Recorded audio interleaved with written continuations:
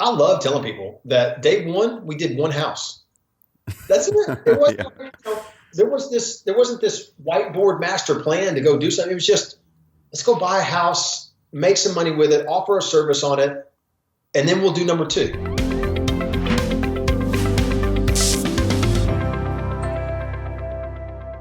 Hey guys and gals, Trevor here with the Carrot Cast, and I've been really looking forward to this episode of the Carrot Cast for a while. I know I say that on quite a bit of them, but Chris and I had a chance to connect. Man, it was sometime in the last year, really at the Mastermind down in San Diego, and I think we knew of each other for a little while, but really had a chance to sit down and hang out for a couple of days then. And I've been so impressed, guys and gals, about what Chris Clothier and his family have done in their businesses, that I've really taken a lot of cues from what they've done. I've been really learning and studying what they've done in their separate businesses. In the real estate business, you're going to learn a lot about that today. And they have Kent Clothier has his online and software and coaching side of the businesses, and all the things that they have done have turned into really amazing businesses with multiple millions in revenue. But the big thing that we're going to be talking about today, which is really why I want to get you on, Chris, is how you guys not just scaled a business.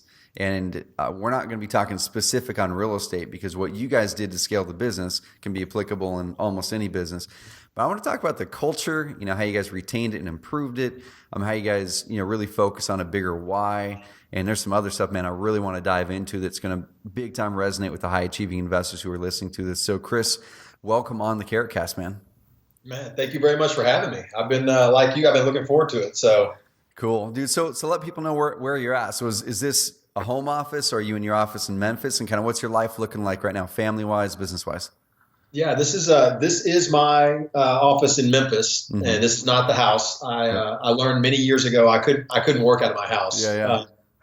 Mostly because it's loud and crazy, and full of distractions for me. I've got five kids from 15 down to almost 2 now. So cool. Crazy there. So this is my office here in Memphis. In fact, it's being packed up right now. We just bought, or we bought a brand new building, completely renovated it, been vacant for 4 years. Moved a bunch of our team over into it. Now we're moving people all around. So I'm getting ready to actually give up my office, let someone else have it, because the team needs it too much, I guess. So cool, dude. So yeah. I saw, I can't remember if it was it must have been on your Facebook feed. I saw the picture of the new building.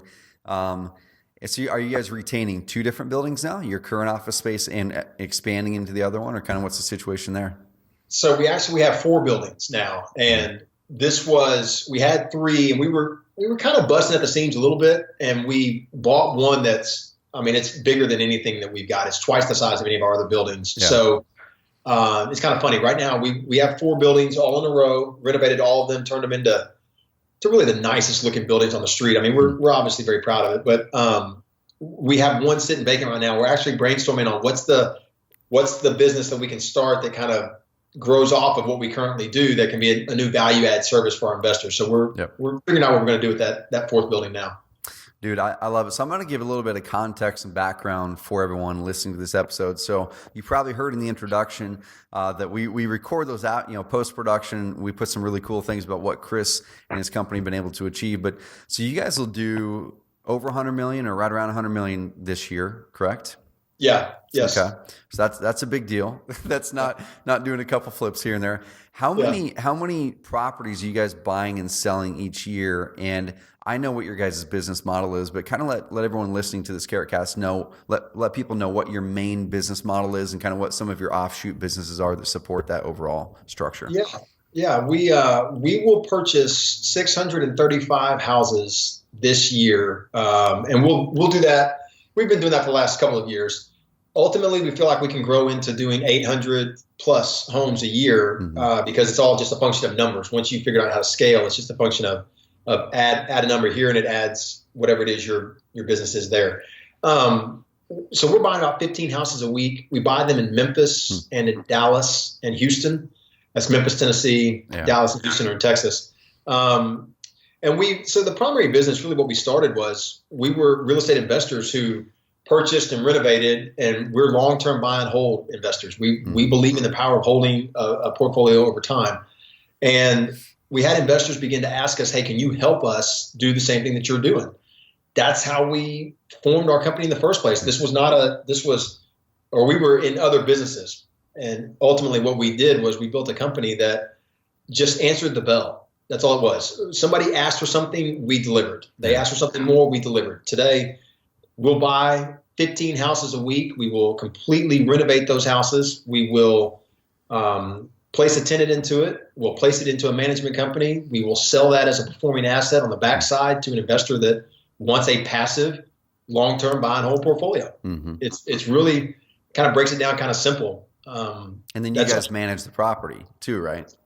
Yeah, we built a management company today that we're a little over 4,000 properties under management and growing, because even though an investor they don't have to use us, we're pretty good at what we do on that side, on the management side. So most everybody chooses our management company on the backside. Cool. Dude, so I want to kind of roll back a little bit. So people kind of have a good glimpse now what your company looks like, the scale that you guys are.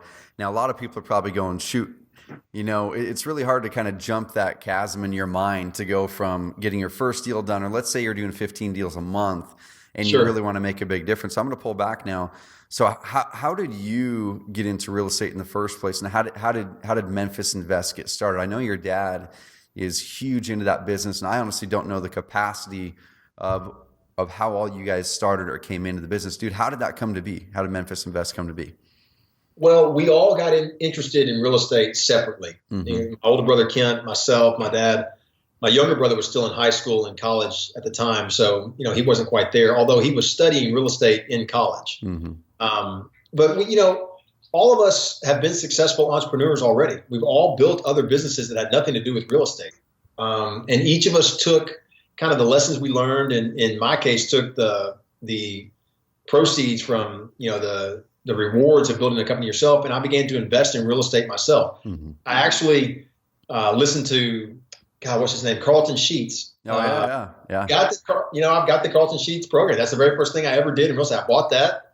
Got very creative on my first deal. I actually traded houses with someone to get rid of one property that would not be a good long-term investment and acquired one that would. Mm-hmm. And so it wasn't a plan. I didn't set out to do it. It was just something that I wanted to invest. I wanted to build, my net worth. I knew that my company had value, but I had value with my company as well. I wanted something that had nothing to do with me or my company. Yep. That's how that started. The company itself, though, my dad, my brother, myself, we were all investing in real estate, but it was really my dad who began to speak at local real estate investors associations, RIAs. And, it's kind of funny. None of us are shy. We'll share anything. Yeah. There are no secrets in any kind of business. And so he's just up there talking to investors about this is what he does and how he does it and how he's built his portfolio. And literally, people began to approach him afterwards, as they always will at a RIA. You're done speaking. There's a whole lot of people that want to talk to you.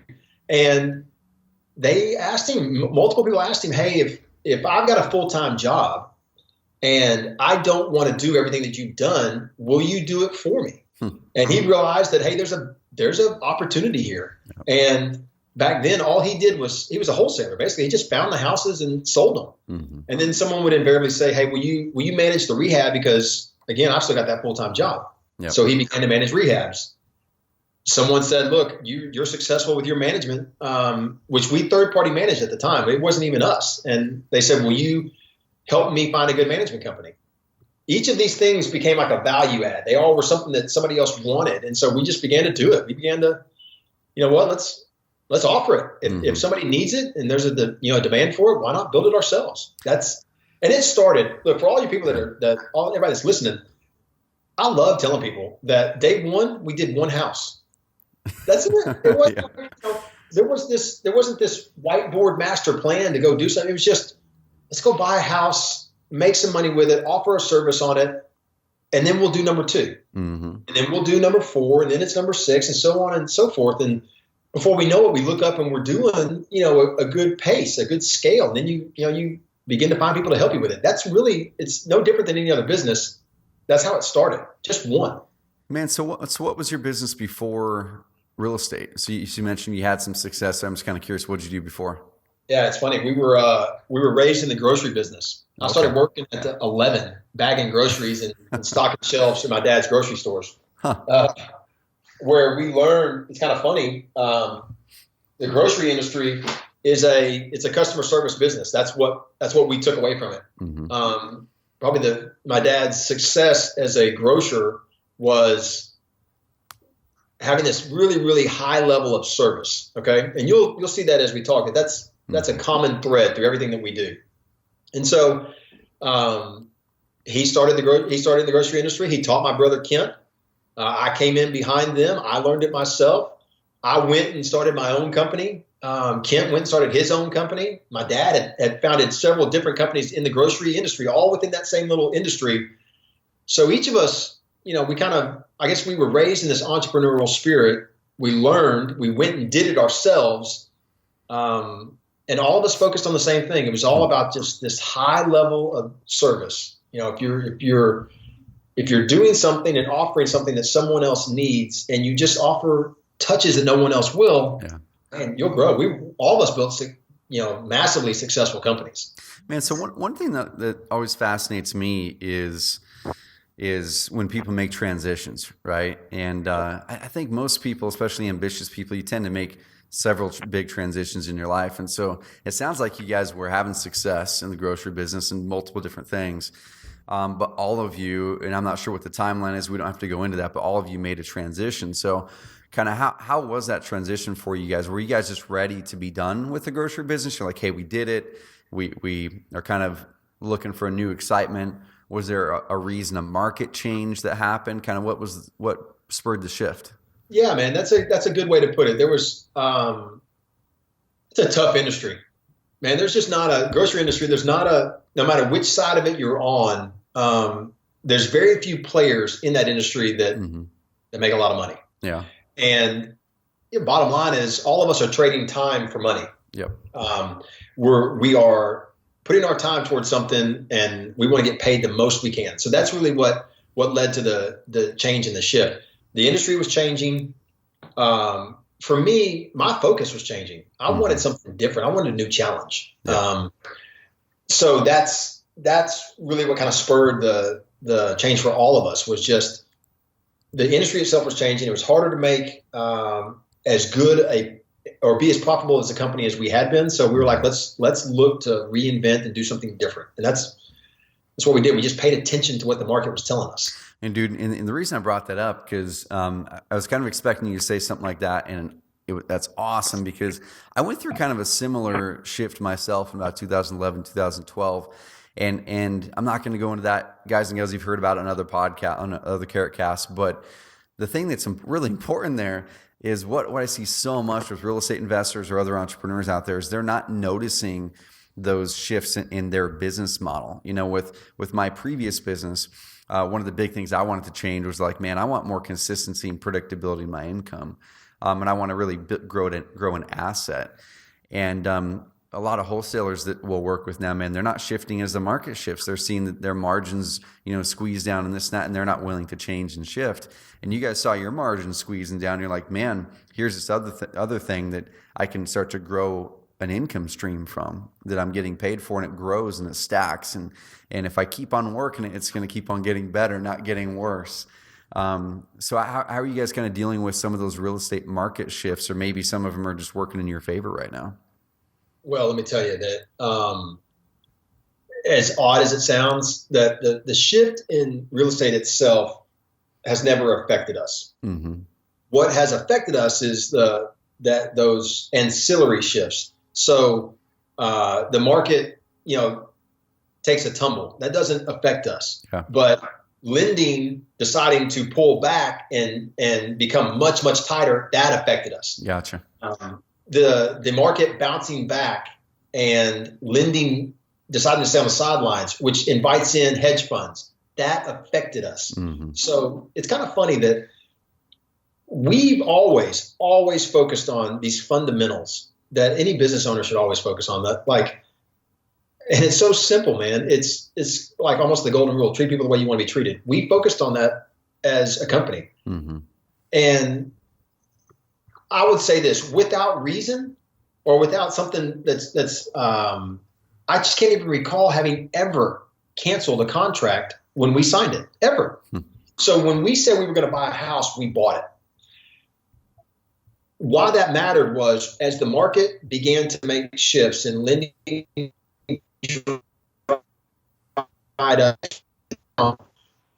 today, my contract is ironclad. Yep. And I can buy property today less than someone else can because of the reputation I've built over time by sticking to my word. And we don't have a bunch of outs in our contracts. We don't have a bunch of, I want my earnest money back, all that kind of stuff. No, it's pretty simple. If I say that I want it, I want it. Mm-hmm. And that's a simple thing that talks about the way you conduct yourself really affects your success as a businessman and the way people view you as a businessman. And so for us, all the little market shifts that have occurred, and we've made a lot of changes. I'll tell you about another one here in a second, but the bottom line was being fundamentally sound.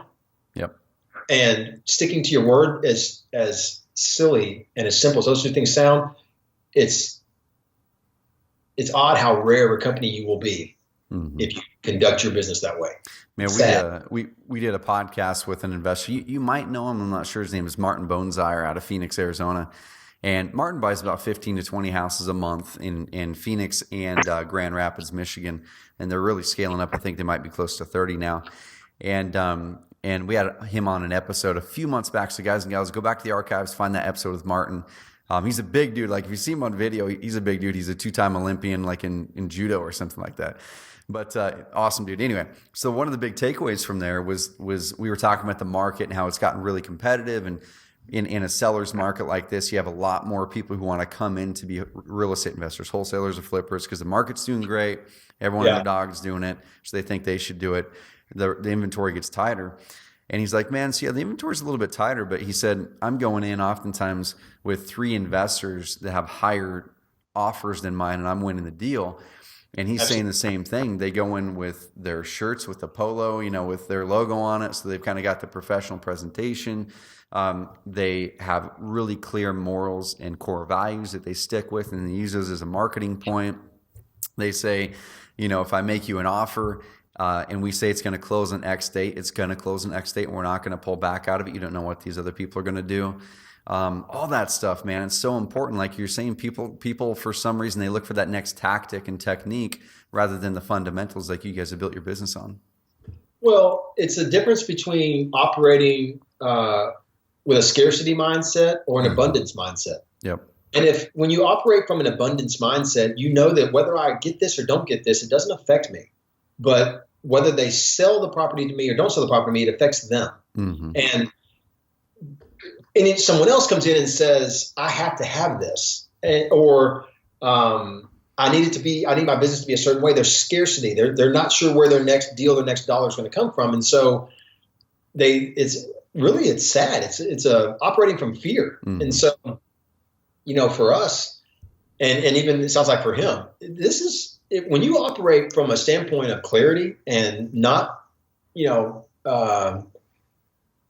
whatever you put out there is abundantly coming back to you. You're going to do great. I'm a firm believer in it. I don't mean to get all woo woo on you, but I love it. I'm a big believer in it, man. I'm a big believer in it, and it's taken me time to learn it. And sometimes I forget it, and sometimes I go back and be fearful and scared and all that kind of stuff. But that's part of life. But I'll tell you that's a cool thing to hear because it is true. Your reputation, the way you conduct yourself, it will matter a lot. Mm-hmm. Dude, so kind of change the topics a little bit. So talking about abundance and scarcity mentality. In a market where inventory gets a little bit tighter, of course, it could be a little bit harder to find a deal. I know you guys have some ways you run your business that makes it so your offers are really, at least I've heard, kind of let me know this, but your offers are kind of more dictated on the return your investors looking at getting. So you're not bound to a certain price, but also kind of when did you guys make that decision to expand out of Memphis? Was it an issue with inventory, or were you guys going, hey, we're still getting the inventory here. We want to expand the business as a whole? So every decision that we've made has been dictated by demand. Mm-hmm. Okay? So we moved out of Memphis because we could clearly see that demand was going to far outstrip what we were comfortable providing. Mm-hmm. Well, yes. with one little caveat. See, we could do all the business we want here in Memphis. I could go buy 100 properties today for $10,000 a piece. I could put $10,000 markups on them, sell them all, make $1 million. I could literally make $1 million for the weekend. And I know I could. I won't do it.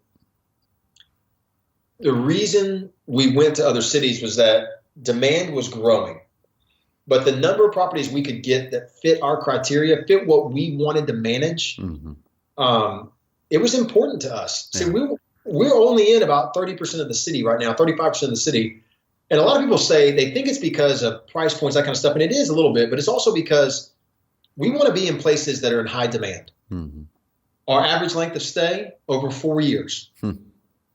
Now, that's not by accident. That's because we don't purchase and renovate and manage in areas that are going to take up our most precious resource, which is our people's time. Yeah. So we try and stick in areas where there's higher demand, higher rent rates. There's going to be a better resident, hopefully a better qualified resident that's going to be living in that property, that's going to want to stay there for a longer period of time, which means we can manage more properties with fewer people. That's the biggest takeaway is it a better return? I think it is. Is it a more consistent return? Absolutely. Is it a more secure investment? Sure it is. But it's a great business decision. I get to do more with less by just making that call. And so why go to Dallas and Houston? Because I need more of that better property. I don't need to go into a different class of property to hit my numbers. I need to stay in the same class and go to a different city. It costs more. It's riskier for us as a company. But if you're crystal clear on who you are and what you want to provide, you'll attract what you're looking for. And that's what we've done. Dude, that's really important. So I'm going to kind of translate this in people's minds to other types of businesses too, which is great. So kind of even looking at Carrot, we made a really conscious decision about a year into the business, what price point we were going to go after and why and things like that. And yeah. even still, we'll get consistently people coming and saying, hey, one of your competitors is half the price. And we're going, you know what? That's awesome. He can be half the price. That's great. We're going to be at this price because like you said, now we can run a better service, invest more into a great service, hire and pay better people more money and do it on less. You do it on fewer people, which then there's less structural cost or whatever you want. I'm sure there's some fancy business term to it like team debt or something. I don't know, but there's less structural cost to managing that versus us cutting our prices in half like the competitors do and having twice as many customers, lower margins, which means miserable for everyone.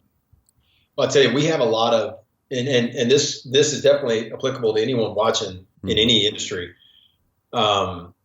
We made a concerted effort back, I think 2011, 2012 is when we really started focusing on becoming, we read a book called Becoming a Category of One by Joe Calloway. And we just decided when we read that book that we were not going to have competition. Yep. It just doesn't exist. That it's that thing of find out what everyone else is doing and do the exact opposite. Do the one thing that everyone else is scared to death of doing. And I think that we've successfully today created a company that is a category of one. We don't have competitors. There's other people that offer passive investments, and that's fine. But there's no one that does what we do on the level we do it. Dude, too, kind of this one little tidbit here kind of exemplifies that. You'll find copycats in a bunch of different cities where it's like blank invest or blank, whatever city it is. And I've even seen some where they very, very closely emulate your guys' logo and branding. I'm sure you guys know about all those. But the thing is, they're seeing you guys as not just a company or competitor. They're seeing you guys as a model. Like you're saying, they have created this category, and we're going to piggyback off of this and try to be just like them. And it's not just another investor. It's not just someone saying, hey, I want to do turnkey. It's them saying, I want to do Memphis Invest. Well, and let me be clear that, like I said earlier, there's no secrets. I mentor several turnkey companies today. Yep. I want people to be successful, and if that means that they're going to emulate us or try and kind of copy us, that's fine. But the reality is that these aren't just words for us. It's not just marketing. It's not just. I mean, there's a methodical thought process that goes behind everything that we do, and so. If somebody truly wants to do what we do, we're an open book. I Yep. mean, come on. But the reality is that it's tough. We did not go into business and become entrepreneurs to work the 4-hour work week. And that's not I love Tim Ferriss. That's not I think that's more about focus and leverage than it is about literally 4 hours. Yep. But the point is that we came into work. That's what we do. And that's what we demand of our team. That's what all of our people around us. And so that's what makes this thing go, is that we love what we do. This isn't, which is why we say that we don't have any competitors, because most people are just not quite willing to go as hard as we are. Yeah, and dude, I want to start to dive into this too, because this really resonates with me, and we've talked about it before, but this really resonates with me with what we're doing with Carrot too, where one of the things that is really, really hard for people to try to rip off or copy, I mean, I think it's impossible for them to do it, because they're gonna have to come up with their own way, is the experience you guys provide, is the culture you guys have created within your company, their culture you've created with your clients. That's something that they could completely take your exact logo, your exact website, everything that goes with it. You could give them your procedure checklist, exactly how you market to get deals, how you sell your deals. And my guess is no one could ever even touch being close to what you guys are doing, because of what's baked into your culture, what's baked into your fabric. How did you guys do that? Was it intentional from the start, and kind of guide us through that journey, how culture and experience was such a big part of your business? Well, so here's for everyone watching to keep in mind, whether you think you do or you think you don't, you absolutely have a culture. You may not have identified it yet. You may not have focused yet, but you have a culture. And for us, we identified early on the kind of culture that we wanted. Now, my dad is, for those that may have met him or haven't met him, whatever, he's an imposing figure. He definitely kind of puts his will out there, and he was our culture to begin with. So he had kind of created what the culture was going to be. And what we wanted, the shift that we wanted to make, was we wanted less imposition from him. We wanted it to be less about him and more about the team, more about this atmosphere of excellence, of accountability, of inspecting what you expect all the time. And that includes of yourself or of anybody that works for you. And we began to study this as a team. We would spend time studying books and really letting that kind of seep into the kind of, you use the word fabric. The fabric of our company was this idea of getting better and getting better and getting better. And, we read the book as a team, Becoming a Category of One by Joe Calloway. So what separated us, what began to separate us from anybody else and help us kind of realize that we wanted to be a Category of One company was this culture of excellence, which is really what it was. It was, we didn't want average. If you were average, you couldn't work here. We've had turnover. Some companies love to hang their hat on. We've never lost it. No, we've lost plenty of people that they just couldn't keep up. And that's okay. It didn't make us mad. It wasn't a badge of honor by any stretch. So I don't mean to say that, but we wanted people that could push themselves to be excellent. That's just what they wanted. Yep. And ultimately, in the end, I think we put together this culture around here that everyone holds themselves accountable. Everyone works in customer service. They all understand that it doesn't matter what your job title is. Your job is to serve the client, period. And we tell people that we are a customer service company that just happens to be in the real estate business. And it's true. That's kind of that thing that kind of goes through everything we do every day. We're wowing. There's somebody around here that's wowing either each other, they're wowing our residents, they're wowing our vendors, they're wowing our clients. It doesn't matter. It's really cool. There's a ton of these little wow moments all day where you just sit back and go, this is amazing that this is what this has turned into. Dude, so. I love it. So I'm on your website, and guys and gals, if you're listening to this, go to memphisinvest.com. Check out their website. I mean, if you're wanting to buy properties, connect to them and work with them. If you're wanting to kind of learn what a great company does to set themselves up with an amazing culture and just an amazing inner fabric, like I said, browse around their website and go to the tab that says Meet Memphis Invest. I'm on the page right now. It's Core Values. And dude, this is one thing that's really important to me, and you'll find this on our about page on Carrot. It's something that I've got my core values poster literally on my wall, and it's always in my viewpoint. Our whole team has core value posters on their walls. We use our core values in our vision. We use our core values in our marketing and all that kind of stuff. And it's a big deal. So I'm just going to read through kind of some of your guys here. And like I said, guys and gals, go to memphisinvest.com and check them out. But always do the right thing. Deliver a wow experience. You just use that word like 5 times in the last minute, which I love it because, like you're living these core values. Give superior customer service. Never stop improving. Be accountable. Be honest. Be open-minded. Be humble. Have commitment and have passion for what you do. And you guys have an amazing mission statement on there. And I really, really would suggest people go check out their about page, because no matter what type of business you are, we have found in our data that one of the top 3 pages, usually number 3, is always your about page, no matter if it's seller site, buyer site, tenants, even on our Carrot site selling software.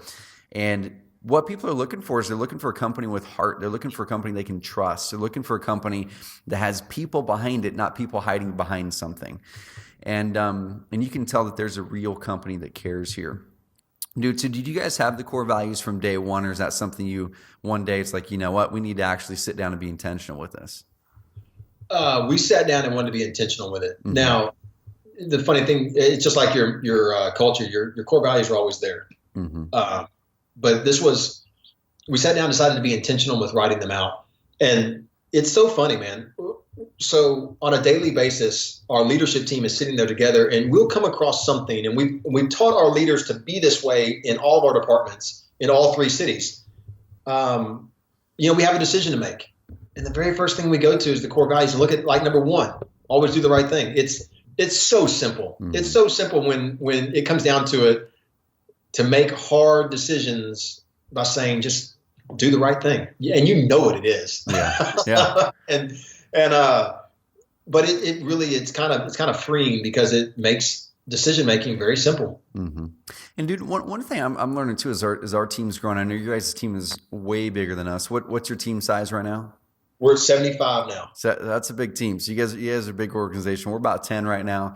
And we keep on growing at a good clip. But one thing that I've had to really internalize myself as I become a better leader and not just a practitioner in the certain craft, which every single business that owner or that founder is going to eventually become more of a leader and less of a tactician as your team grows anyway. And dude, when people come to me, because everyone is really ingrained in our core values and they ask a question, now I've had to switch over into, rather than answering it, it's like, what would you do if I wasn't here? How would you solve that? Or what's your gut tell you? Or is it in alignment with our core values? And dude, I can't tell you how powerful that's been, because it empowers the team, as you know, better than I do, but also empowers us as leaders to step back and go, you know what? As long as we've got the right people that believe in the same core values we do and that have that skill set, they're gonna do over the long term what's right for the company. Before we got started, you and I connected just for a few minutes. Mm-hmm. And so I know personally, one of the things that you're like part of your personal mission right now is to become a better leader. You're really working hard on your leadership. And let me tell you something that for you and for everybody listening here, as leaders, we haven't stepped out of our business. Mm-hmm. I mean, this is still our company, but we learned to turn over much of the day-to-day to our leadership team. We've learned to trust, and we hope that the impression that we've left on them, the way that we've taught and managed, is one that they will carry on what we do. And this is what I was going to tell you, that, and this is real for anybody that's out there. The sign of a great leader is what happens when they're not around. Mm-hmm. That's really what separates those that are just dictators and those that are teachers. Mm-hmm. And the best leaders are teachers, because they're teaching the next leader behind them. They are lifting people up and preparing them and getting them ready. What you just said, I loved, because I couldn't agree with it more, that involving other people, getting their input, let them know that they have value. Whether you do what they say, or you just kind of guide them in the right direction and kind of emulate for them what it is that they want to do in the future. That's what leadership is. That is the best leader, is the one that says, I'm going to not just do, but teach. Mm-hmm. And so that whatever it is that you need to focus on, you've got the team in place that everything goes, decisions are made exactly the way you would make them. And I'll emphasize this, that it may not always be exactly, but it's always done with the same thought process and always done carefully. You know what I mean? Oh yeah. Dude, so thinking back, can you think of any examples, and be as specific as you want, but can you think of any examples where you realized that you had failed in that moment as a leader, and then you noticed it and you fixed it and improved that side of your leadership? Well, so I can think of a couple things, and we'll say, it's not because it doesn't bother me to say fail. I mean, that we had, so on our property management side, there's decisions that are made daily and that we don't need to be involved in. Mm-hmm. But we heard, we're constantly, we lead by, my dad calls it lead by wandering. He gets up and just wanders the offices all the time and just goes and just listens and talks. How you doing? Just you wander around your people and you get feedback. Well, we got feedback that something was being done that was different than the way we had originally set it up to be done. So we brought the leadership team in, and they laid out for us the decision they had made and why they had made it. It was something, it was minor, but to us, it was still a change in the way we wanted things. Yeah. And it was interesting for us because it was one of those times when you sit a leader down and you tell them that you did what we asked you to do. You led, you made a decision. Mm-hmm. You have given us your breakdown. You've methodically shown us, the thought process you went through and how you came to your conclusion. It's not the same one we would have come to, but I'm not mad at you about that. Mm-hmm. You went through the process. Now I'm going to educate you on what it is and why we originally set it up this way so that you won't go and change it the next time. Gotcha. And it's giving people freedom. It's funny because there's some people that we yell at, and there's some people that we don't yell at, because you have to treat people differently. And there's some people that can get in there and you can get dirty with them. And it doesn't matter. You can beat them up a little bit and bloody, and they're good. They're like, I want that. That's how I'm going to learn it better. There's others you have to be more delicate with, but it doesn't mean that they're not good leaders. My point is that, there's been instances where decisions have been made, and this is where we've grown as leaders, had to learn to say, that's okay. As long as you followed a process and you can stand behind it and say, this is what I did and why. You made a decision, that's what I pay you to do. That's what you're here for. Now I'll help you understand if I didn't like it or not. And those things happen. I mean, those things happen all the time when you've got 75 people and all the decisions that are made, but it's really good. Those are great teaching moments. I love it, man. So I want to dive in for a couple minutes on culture stuff and kind of how you really wow that client. I know we were at the mastermind down there, last year in San Diego, and you guys had shared your culture book, and you guys had shared some of those really cool things you guys do when your clients buy properties, and there's certain levels, and they get these cool things in the mail. What are some of the things you guys do to separate yourselves and really build that tighter connection with the client and build that culture with them? Well, for us, our core business is providing a passive investment. Mm-hmm. Most investors they're nowhere near their investments. I mean, they live in other cities, other areas, and they're investing less in a property and more in us as a company. And the fear of that is that they don't know what's going on. And we recognized that early on. So a few years ago, we started our customer service department that reaches out every month to every client. Mm-hmm. How are you doing? We want you to know that we're here. We're in business. We didn't close up. We didn't disappear. A few years ago, there was the Mississippi River was at a flood stage and was flooding down here in Memphis. And of course, the national news is talking about it like it is just an epic disaster of epic proportions, and it wasn't. But nobody knew that. So we, took time to reach out to all of our clients individually and let them know your properties are fine. We're fine. Our family's fine. Everything's good. Mm-hmm. It's an awareness. Okay. So what do? We put people in place to keep our clients aware of where they stand, what's happening, what's going on with us as a company. We do a lot of videos, a lot of blogging, a lot of outreach, just a lot of touches is really what it is. Mm-hmm. And we committed the resources and the team members to do it. We told, when we first did it, we were a company that said, we're going to hire a position here that is not going to produce a single dollar. Yep. They don't produce anything. but it was the greatest decision we ever made because they produce so much more than anyone else in the company with the level of comfort that they give our clients. So then clients build their portfolios. They keep building and building and building because their level of trust, their level of awareness of who we are and what we're doing grows. So, and I'll tell you that people are wowed by that. They're wowed by all the different touches.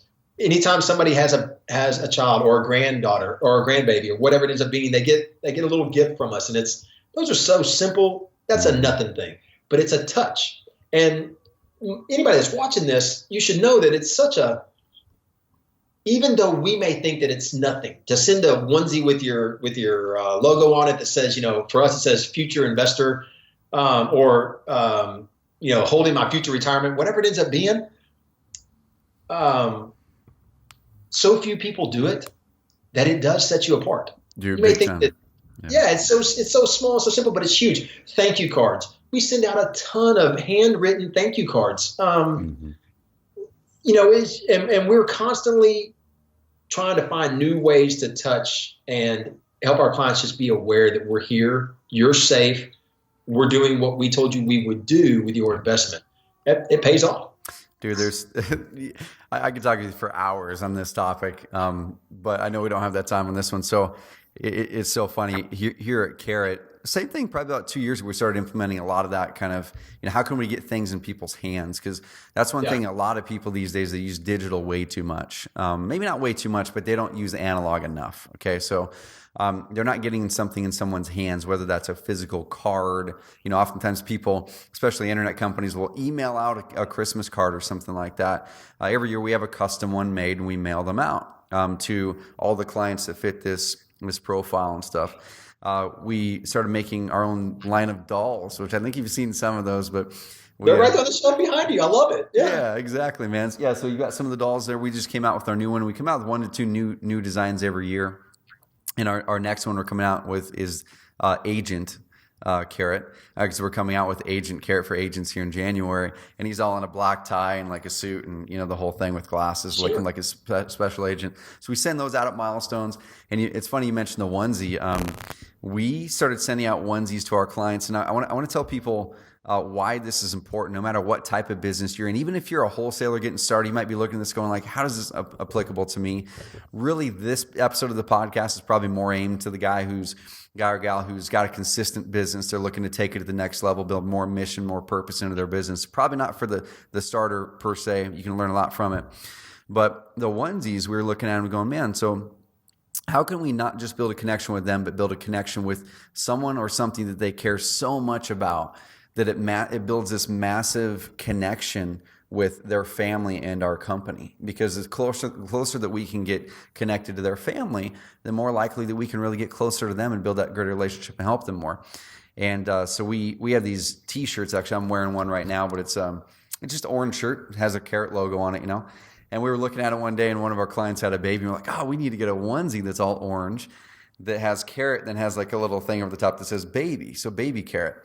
And we started sending those out a couple of years ago, and I'm sure you guys see the same thing. But number one, people will take pictures of them, so that's cool. Yes. And they'll post them on social media, and because that's something no one does that, except for us two, I guess. And then we'll get so many amazing comments. Where we got this one from a client in San Diego, Michael Borger, and I met up with him when we were down in San Diego at the last event in January, and he showed me a picture on his phone, and he's started to choke up, and he's like, man, he goes, I loved you guys before, and I was like totally a carrot person before, but as soon as I got this, he's like, I'm carrot for life. And he goes, man, the stuff you've done for me before, sending me books and this and that was for me, but this was for my daughter, and it was his first kid. And man, it started making me choke up too. And I'm like, man, that's why we're in business, because of course you got to have money to keep a sustainable, healthy business. You got to have profit. You have to. Sure. You also want to make sure your livelihood and your family and your team is taken care of. But then for us, every dollar over that, it gives us the flexibility and leeway to have fun with the business, to build mission and purpose. And dude, you guys are doing it to a huge level, and I just really look up to what you guys are doing and taking notes, man, for sure. Well, let me tell you that even for that wholesaler that's watching this right now, that person that's getting new into the business, or they're small, they're not at scale like we may be. I want to make sure that they hear the right message. Mm-hmm. That is that no matter what your business is, no matter what you do, it's relationship. Yep. And if you're a wholesaler and you're thinking, well, I buy a different house from a different person every time, so I can't build, you're focusing on the wrong side of your business. Focus on the other side. Mm-hmm. Focus on who you're selling your property to. Focus on who it is you're trying to provide. Try and build relationships with someone that comes to you and buys everything with you and doesn't try and beat your price down every single time, mm-hmm. because they respect you and you built a relationship with them and you've explained to them that I've got to make my piece and you got to make your piece. We got to both make it. But if you make it all the time and I don't, I'm out. Yep. If I price so high and you can't buy mine, I'm out. So you want to build relationships where your common interests are success of both of you. Mm-hmm. And the best way to build relationships is like what we're sitting here talking about. It doesn't matter who you are, what you do, or even the business. These are simple things. All these is caring. It's truly caring about who you do business with and doing things that, if we send out 10 investor plaques. So we give our investors a plaque every time they buy a house. We give them a plaque with a picture on it. It tells them what number house it is and how close they are to building their ultimate portfolio that they wanted to build. And we don't get pictures from all of them. Yeah. But we don't do it to get a picture. We do it because every once in a while we get in the back and somebody says, I'm just blown away. Mm-hmm. Like I cannot, I never thought I would have a portfolio, and here it is. You just sent me a plaque with number 5 and I'm in the WOW group, which is that's a special designation with our company. That it matters to every single person you do business with, but every once in a while that little reminder comes through that shows you that, hey, this is why you're doing it. Mm-hmm. So it doesn't matter what you do. It's relationship. Yep. If you can build long-term relationship and have touches with your clients, which I'm going to tie it back to grocery. I told you that everything we did was, so we used to run the groceries, we bagged the groceries, run them out to the car, physically put them in the car, run the cart back inside. We didn't have cart carriages out on the parking lot because you didn't leave carts out there. No client took their carts out. You took the bags out. If you didn't, my dad would, I would be sore for a week from the butt chewing if I didn't do that. But it instilled in me this idea that what happened was Mrs. Jones would come do her grocery shopping with us. The Stevens family would come do whomever. They knew us. They wanted what we brought. We weren't the big chain store that was impersonal. We were extremely personal. We built long-term relationships. Every business that we've ever done, everyone we've ever done has been built on that same premise. That's what this one's built on. It's built on, if a client comes to you and they buy one house, we failed. Yep. We failed because our mission is to build a portfolio for someone and to wow them so much that they're like, I want to keep going and keep going. And anybody watching this podcast, they can do the exact same thing. Build your business based on relationship. It's a game changer. Dude, I've got a question for you. We have a couple more minutes actually, because my next interview, we're having to bump it back anyway. He has something coming up with the deal with the property. He's like, dude, I got to bump it back 30 minutes. I've got to take care of this issue with the property. So it's a guy doing deals, which is awesome. So I did a podcast. My younger brother and I, Kyle, we have a podcast called Success at Success. We kind of do some co-podcasts here and there, bring him over to Carrot Cast and vice versa. And one I did a couple months ago was with the head of all of Disney World operations, Lee Cockrell. He was the head of Disney World operations for about 15 years, created their training there for their leaders and just tons of stuff. Amazing guy. And then I also had on the exact same episode, the CEO of a company out here in Oregon, and they're all over the West Coast now, but they'll do about $300 million this year. It's the largest privately held drive-through coffee company in America called Dutch Bros. And they sell coffee, and they have, their product is coffee and energy drinks and this kind of thing. Disney, their product technically is rides and restaurants and stuff like that.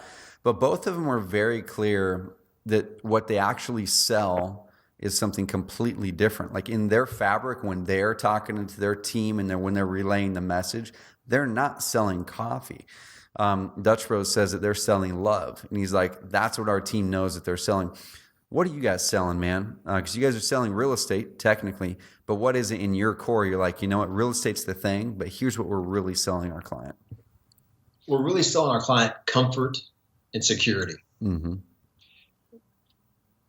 Make no mistake about it that just as you were mentioning earlier, there are other there's cheaper ways to go about investing in real estate than our company. Mm-hmm. There are things that people can do that I don't know, that however you want to measure it's cheaper to get going.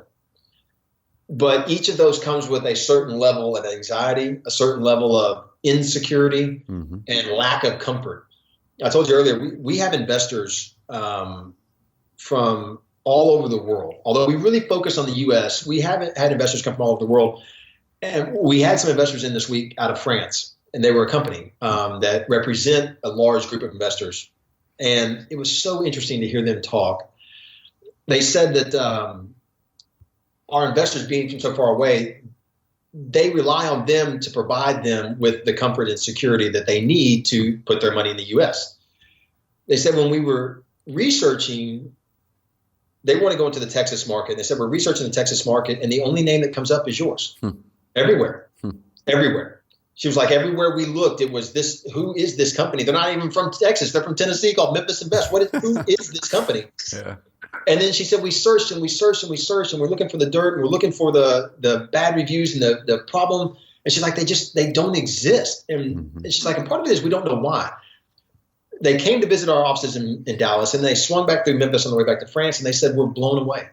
So we've never seen anything like it. They said, well, we want to make sure that we tell you that you are by and far unlike any company we've ever seen, because the only thing that you really provide is comfort and security. That's cool. That's everything that is here, every position, every decision, every person you hire, everything they're doing, it's all designed to provide a higher level of comfort for your client and make them feel secure in their investment with your company. And I told her, I said, well, you just summed up who we are and what we do in just a couple of quick little sentences, and even with a French accent. So that was awesome.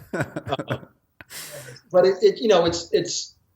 I'm glad you asked that question, because it's kind of funny, man. That if you're focused on making money and you're focused on selling houses or whatever the widget is that you do, it's going to be difficult. It's going to be and you may be extremely successful at it, but it's going to be more uphill than it has to be.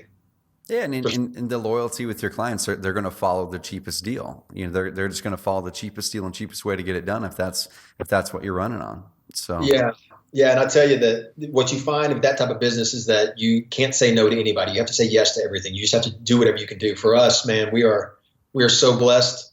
We are so blessed that we say no quite often, and it's for the best interest of the investor, and it's the best interest of our company and the best interest of our investors, that we're not wasting our time with the wrong people. I love our own comfort and security with being able to say no, because it makes us just that much better. So that's sweet, dude. I'll finish up with this last question, man. So I'm always curious to see what high performers are doing, kind of thinking behind the scenes, and what this year in 2016 are you going to carry over to next year that you're really passionate about, man, that you're like, man, I just didn't do a good job with this year in life in general? Is there something that you're like, I'm going to tackle this next year? Well, I'm going to shock you here real quick. I'm doing something in May of 2017. I'll turn 45 first, and 10 days later, I'm going to compete in the Keys 100, which is a 100-mile race on foot.